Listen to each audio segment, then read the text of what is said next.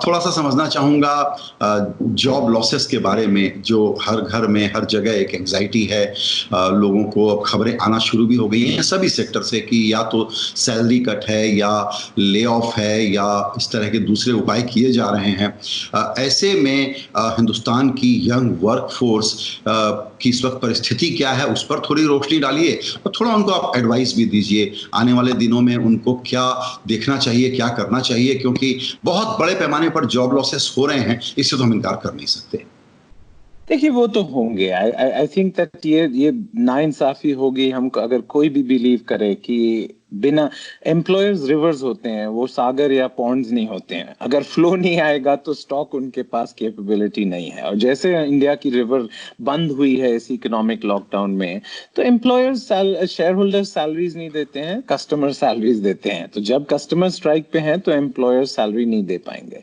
लेकिन इस प्रॉब्लम की अगर and light at the end of the tunnel दिखे तो अगर 3 मई को खत्म हो गया तो मई में तो सैलरीज बहुत ऊपर जाएंगी, क्योंकि लोग हैं ही नहीं। एक सैलरी स्पाइक होगा बड़े सिटीज में, क्योंकि आधे लोग तो घर चले गए हैं। तो जब भी ये सैलरी ये खत्म होगा, एम्प्लॉयर्स को तो याद रखना पड़ेगा कि अगर आपको लोग चाहिए भाई, उनकी प्राइस तो बढ़ेगी 1 महीने के लिए या 2 महीने के लिए। आप ये कह रहे हैं कि अभी शायद अगले महीने ये परिस्थिति हो जाए कि जो वर्कर्स ब्लू कॉलर या व्हाइट कॉलर घरों को चले गए हैं, उनकी तुरंत वापसी नहीं होगी और जो कमर्शियल एक्टिविटी सेंटर हैं वहां पर जॉब मार्केट में शॉर्टेज होगी और आप ज्यादा सैलरी देके लोगों को हायर करेंगे।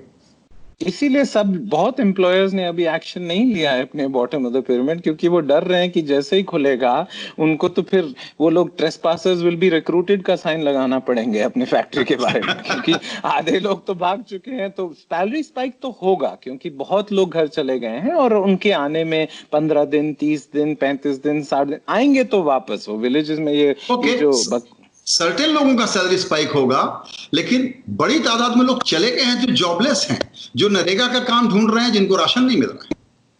लेकिन वो वापस आएंगे। ये तो हमारे ये नोशन कि अब लोग छोड़ के सिटीज में नहीं रहेंगे।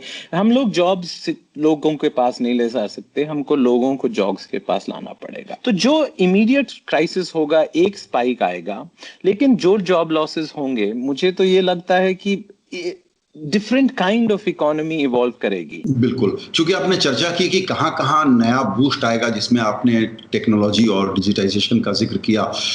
थोड़ा सा इसको और आप अगर इलैबोरेट करें, क्योंकि दिख क्या रहा है सामने कि एविएशन, टूरिज्म, फिलहाल ऑटो इंडस्ट्री को भी लोग कहते हैं, मल्टीप्लेक्सेस, रिटेल, इन सबको बड़ी भारी चोट लगेगी।